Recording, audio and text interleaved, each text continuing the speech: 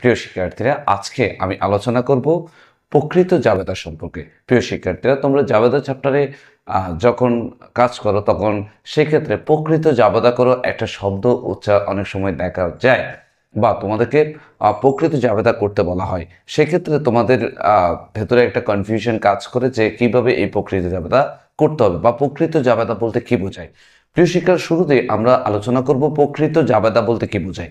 প্রকৃত জাবেদা বলতে বোঝায় যে সকল জাবেদাগুলো সাধারণ জাবেদায় অন্তর্ভুক্ত থাকে না, অর্থাৎ যে সকল জাবেদাগুলো আমরা সাধারণ জাবেদা অন্তর্ভুক্ত করতে পারি না তাদেরকে মূলত প্রকৃত জাবেদা বলা হয়। এখন প্রকৃত জাবেদায় কোন কোন জাবেদা অন্তর্ভুক্ত থাকে সে বিষয়টা একটু জানবো। প্রিয় শিক্ষার্থীরা, তোমরা বোর্ড দেখতে পাচ্ছ, এখানে প্রকৃত জাবেদা লেখা আছে, প্রথম লেখা আছে সমন্বয় জাবেদা, অর্থাৎ সমন্বয় জাবেদা প্রকৃত জাবেদার একটা অংশ। 2 নম্বর পজিশন আছে সমাপনী জাবেদা, 3 নম্বর আছে প্রারম্ভিক জাবেদা, 4 নম্বর আছে সংশোধনী জাবেদা। অর্থাৎ এই চারটা বা এই 4 ক্যাটাগরির জাবেদা মূলত প্রকৃত জাবেদা অন্তর্ভুক্ত থাকে। প্রিয় শিক্ষার্থীরা, শুরুতে আমরা আলোচনা করি সমন্বয় জাবেদা। সমন্বয় জাবেদা কাকে বলে তোমরা জানো? সমন্বয় জাবেদা বলতে আমরা যেটা বুঝাই সেটা হচ্ছে, যেমন আমরা যদি একটা এক্সাম্পলের মাধ্যমে বিষয়টা বুঝাই তাহলে খুব সহজ হয়। যেমন মনে করো বেতন প্রদত্ত হলো মানে হচ্ছে বেতন প্রদান করা হয়েছে। সেক্ষেত্রে আমরা এই লেনদেনটাকে আমরা সাধারণ জাবেদায় অন্তর্ভুক্ত করতে পারি। জাবেদা হয়ে হচ্ছে বেতন হিসাব ডেবিট, নগদ হিসাব ক্রেডিট।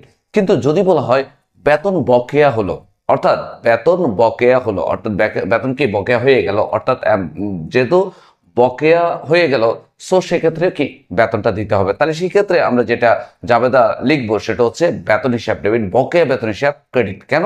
বকেয়া বেতনটা যেহেতু দায় সেই হিসেবে বকেয়া বেতন হিসাব ক্রেডিট। তাহলে এই জাবেদার মধ্যে আমরা নগদ উল্লেখ করতে পারলাম না। তাহলে এবং এই জাতীয় আরো কিছু জাবেদা আছে, যেমন ভাড়া অগ্রিম প্রদত্ত হলো, তারপর হচ্ছে বিনিয়োগের সুদ প্রাপ্য হলো। এই জাতীয় যতগুলো জাবেদা আছে এগুলো হচ্ছে সমন্বয় জাবেদার মধ্যে অন্তর্ভুক্ত হবে। প্রিয় শিক্ষার্থী, এরপরে চলে যাব সমাপনী জাবেদায়।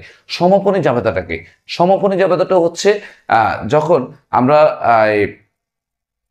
যখন আমরা বিশেষ করে খরচগুলো, অর্থাৎ খরচ এবং আয়ের হিসাবগুলোকে বন্ধ করতে চাইব। খরচ এবং আয়ের হিসাবগুলোকে বন্ধ করতে কিভাবে বন্ধ করব? আয় বিবরণীতে স্থানান্তরের মাধ্যমে বন্ধ করতে চাইব। তখন যে জাবেদাটা প্রদান করতে হয় সেটা হচ্ছে, অর্থাৎ এটা মাসের শেষে এই কাজটা করতে হয়, সেই জাবেদার নাম হচ্ছে সমাপনী জাবেদা। এবার চলে যাব হচ্ছে প্রারম্ভিক জাবেদায়। প্রারম্ভিক জাবেদা কোনটা? যেমন গত বছরের কিছু হিসাব, যেমন নগদ টাকা, আসবাবপত্র, তারপর হচ্ছে দালান কোটা, এই জাতীয় সম্পদ, এবং সাথে হচ্ছে ব্যাংক ঋণ বা পাওনাদার মূলধন, যখন গত বছরের হিসাবটা যখন বর্তমান বছরে মানে হচ্ছে চলতি বছরে নিয়ে আসা হবে, তখন সেই ক্ষেত্রে এদের জন্য যে জাবেদাটা দেওয়া হবে সেটা হচ্ছে প্রারম্ভিক জাবেদা। প্রিয় শিক্ষার্থী, এবার জানবো সংশোধনী জাবেদা সম্পর্কে। সংশোধনী জাবেদা কেমন? সংশোধনী জাবেদা হচ্ছে যখন হিসাবে ভুল হয়, অর্থাৎ লেখালেখিতে ভুল হয়, যেমন মনে করো 3050 জায়গায় 350 লেখা হয়ে গেল, তাহলে সেই ক্ষেত্রে এই ভুলটা সংশোধনের জন্য যে জাবেদাটা দিতে হবে সেটা হচ্ছে সংশোধনী জাবেদা। প্রিয় শিক্ষার্থীরা, আশা করছি বিষয়টা বুঝতে পেরেছ।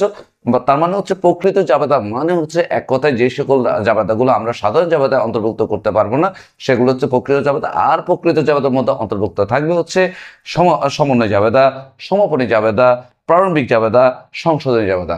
প্রিয় শিক্ষার্থীরা, এরকম গুরুত্বপূর্ণ ভিডিও পেতে আমার চ্যানেলটিকে সাবস্ক্রাইব করে রাখবে এবং বেল আইকনটি বাজিয়ে রাখবে এবং লাইক কমেন্টসের মাধ্যমে আমাকে সহযোগিতা করবে। এবং যদি তোমাদের কাছে মনে হয় যে এরকম একটা ভিডিও তোমাদের দরকার, তাই সেক্ষেত্রে অবশ্যই জানাবে কেমন ভিডিও তোমাদের দরকার। আশা করছি তোমাদের কমেন্টের চাহিদা অনুসারে অবশ্যই তোমাদের জন্য ভিডিও বানাবো।